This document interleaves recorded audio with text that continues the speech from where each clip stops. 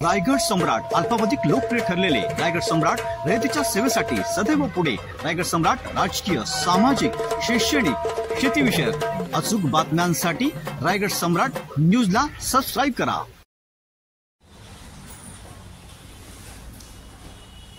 सोमवार दिनांक 24/6/2024 रोजी खोपोलीहून कामोठे येथे हॉस्पिटलच्या कामासाठी आम्ही जात असताना शेडूम टोलनाक्यावर खोपोलीतून आम्ही लगेचच 15-20 मिनिटात पोहोचलो आणि शेडूम टोलनाक्यावर पोहोचलो असता तिथील फास्टॅग आम्ही त्या कर्मचाऱ्यांना फास्टॅग आमचं दाखवलं तर त्यांनी उत्तर दिलं की तुमच्या फास्टॅग मधील रिचार्ज संपलेला आहे, तरी तुम्हाला फास्टॅगचे काही पैसे भरल्याशिवाय पुढे जाता येणार नाही।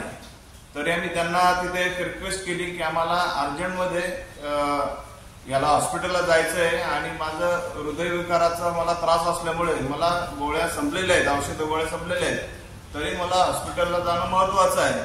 तर तुमचं काय टॅक्स असेल, जो काय असेल फी किंवा माझ्या फास्टॅगला जो काय बॅलन्स असेल तर तुम्ही चेक करा, अशी मी त्यांना विचारणा केली। तर ते बोलले की आमचं काम नाही ते चेक करायचं, तुम्हाला रक्कम भरावी लागेल।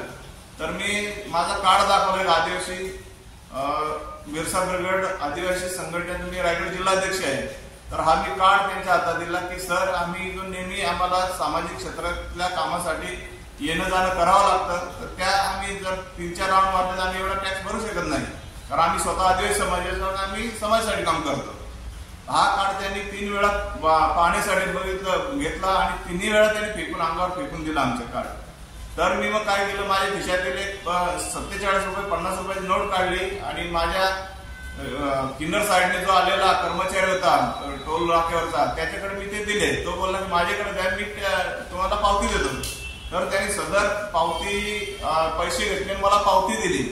तर जो उजव्या साईडला जो कर्मचारी होता राकेश पिंगळे म्हणून, तो कर्मचाऱ्यांनी खूप वाद घालायला सुरुवात केली। तो कार्ड जेव्हा फेकून दिला त्याला बोलला अरे बाबा असं करायचं नसतं, हा रायगड जिल्ह्याचा माझा अध्यक्षाचा कार्ड आहे हा, तर तो फेकणं म्हणजे माझ्या समाजाचं एक हे होतं, मला ते हे फील झालं। तर त्यावेळेस मी त्याला विचारणा केली की बाबा आता मी टॅक्स भरलाय तर तो आपला गप जा, म्हटलं बस तिथं, हा टोल नाका काही तुमचा नाहीये, हा शासनाचा टोल नाका आहे। तरी त्यांनी मग जातीची शिवीगाळी मला केली आणि ते बोलले की तुम्हाला आम्ही खलास करू, असं तशी भाषा वापरली। आणि जो मारणारा आरोपी आहे राकेश पिंगळे म्हणून, तो माझ्या गावापासून फक्त 1 किलोमीटर त्याचा अंतरावर गाव आहे, त्याला बोलला अरे तू आणि मी आपण एकाच बाजूला राहतो, एकाच तालुक्यात जवळच गाव आहे आणि चहा प्यायला आपण निवराशी म्हणून हॉटेल आहे खालापूरला, त्या हॉटेलला आपण रोज असतो, तरी तू ओळखत नाही, तरी तू सोडत नाही, मला इमर्जन्सी हॉस्पिटलला जायचंय मला, तरी एवढं सांगून सुद्धा त्या माणसाने सोडलं नाही।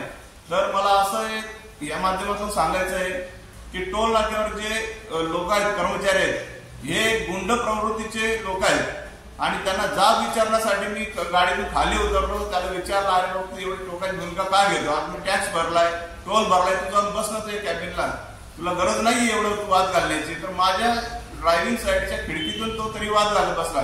मग त्या वादामध्ये आमची धक्काबुक्की झाली, तर त्यांनी आमच्या मुलाला आणि मला मारायला सुरुवात केली। त्याच्यामध्ये त्यांचे कर्मचारी 7 ते 10 कर्मचारी आले आणि माझा मुलगा लहान असल्यामुळं आणि मीही आजारी असल्यामुळं आम्हाला दोघांना बेदम मारहाण झाली आणि त्याच्यामध्ये मुलाचा हाताचा एक मधला बोट हा निकामी झालेला आहे आणि या संदर्भात मग आम्ही पोलीस स्टेशनला तक्रार दाखल करून म्हटलं आपण कायद्याने चालू, जर कायदा किंवा आम्हाला जर आम्ही त्या प्रवृत्ती असतो तर कदाचित हा टोल नाका पण फोडला गेला असता, पण आम्ही हे विचार केला की हे शासनाची मालमत्ता, हे कुठेतरी त्याचं भूदंड हा आपल्यालाच भोगायचा आहे, म्हणून आम्ही ते काही कृत्य केलं नाही।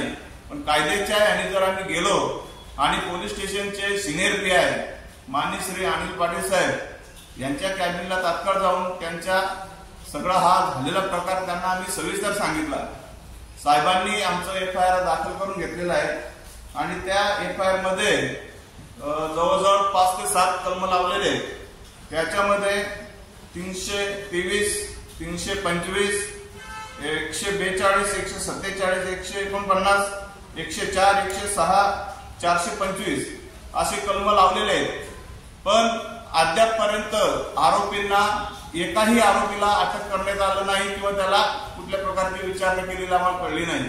आज माझा मुलगा मंथन शेठ हा जवळजवळ 4 दिवस आयसीयू ठाकूर हॉस्पिटल खोपोली येथे 4 दिवस आयसीयू मध्ये होता, पण एकाही आरबीआय कंपनीचा कर्मचारी किंवा मॅनेजर किंवा पोलीस यंत्रणेतील किंवा शासकीय अधिकारी एकही विचारण्यासाठी आला नाही। एवढी मोठी भांडणं झाली, आज 7 लोकांनी सामूहिकरित्या मारलेला आहे, मारहाण केलेली आहे आणि ती पण एकदम खालच्या लेवलला त्यांनी जाऊन हे केलेलं आहे। माणसाचं वादविवाद होतात, पण ह्या 7 लोकांनी मारणं हे एकदम चुकीचं आहे। तर ह्या विरोधात आम्ही साहेबांना विचारणा केली, साहेब आज जर न जाणो काही कमी जास्त झालं असतं त्या ह्याच्यामध्ये तर याला जबाबदार कोण होतं, आणि आम्ही जर असे मारामारीसाठी आलो असतो तर आम्ही साधारण आलो असतो, पण आम्ही ते करायला आलोच नाही।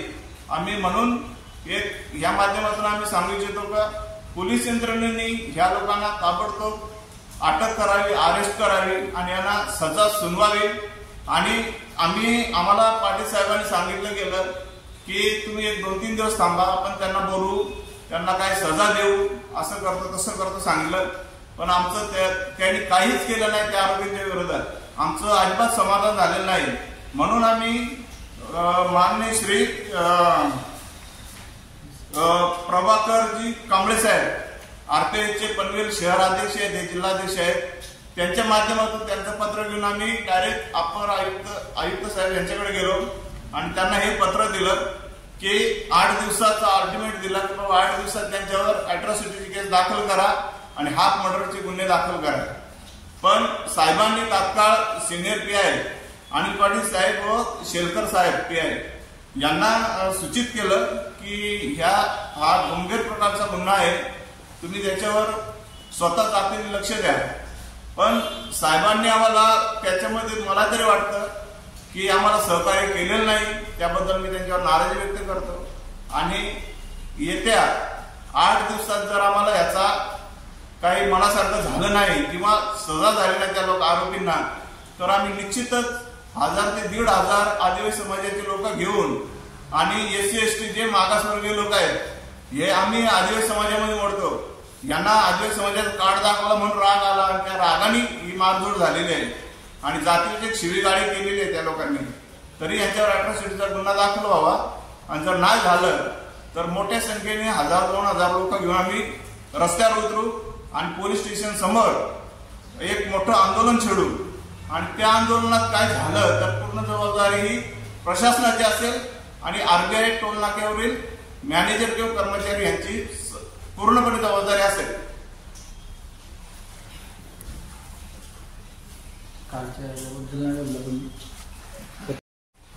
तसेच हा सर्व झालेला प्रकार आमचं समाधान झालं नसल्यामुळे, प्रशासकीय यंत्रणेकडून समाधान झालं नसल्यामुळे माननीय श्री केंद्रीय मंत्री रामदासजी आठवले साहेब यांची आम्ही समक्ष भेट घेऊन त्यांच्या कानावर हा सगळा विषय टाकलेला आहे व त्यांना लेखी स्वरूपात जे झालेले प्रकार आहेत, जे झालेले लावलेले गुन्हे आहेत, हे सगळं पत्रव्यवहार त्यांना दाखवलेला आहे आणि साहेबांनी स्वतः जातीने त्याच्यात लक्ष टाकणार असे आम्हाला पूर्ण शाश्वती दिलेली आहे। आणि साहेब हा मुद्दा नक्कीच मागासवर्गीय असल्यामुळे आणि आम्ही मागासवर्गीय असल्यामुळे नक्कीच हा मुद्दा उचलून धरतील आणि ह्या गुन्ह्याचा छडा नक्कीच लावतील एवढा मला विश्वास वाटतो। आणि साहेबांना या माध्यमातून मी विनंती करतो, साहेब अशा क्रूर व्यक्ती ज्या आहेत विचाराच्या त्यांना साहेब कुठल्याही प्रकारे पाठीशी घालणार नाही हे मी साहेब तुमच्याकडून आशा बाळगतो आणि आम्हाला नक्कीच न्याय मिळेल ही तुमच्याकडून मी विनंती करतो साहेब तुम्हाला। धन्यवाद, थँक्यू। अनिल पाटील साहेबांना आम्ही मागणी केली त्यांच्याकडे की सदर तुम्ही काय जो आरबीआय वाला पत्रव्यवहार केलेला आहे तो आम्हाला पत्रव्यवहाराची कॉपी द्या आणि फुटेज द्या, पण त्यांनी कुठल्याही प्रकारे आम्हाला कॉपी दाखवलेली नाही आणि फुटेजही दाखवलेली नाही आजपर्यंत। लेखी पत्रव्यवहार केला का त्यासाठी साहेबांनी लेखी पत्रव्यवहार नाही केलेलं, पण आम्हाला जे शब्द दिला साहेबांनी की तुम्हाला जे पाहिजे तुमचं समाधान सगळ्याच गोष्टी तोंडी नाही होत।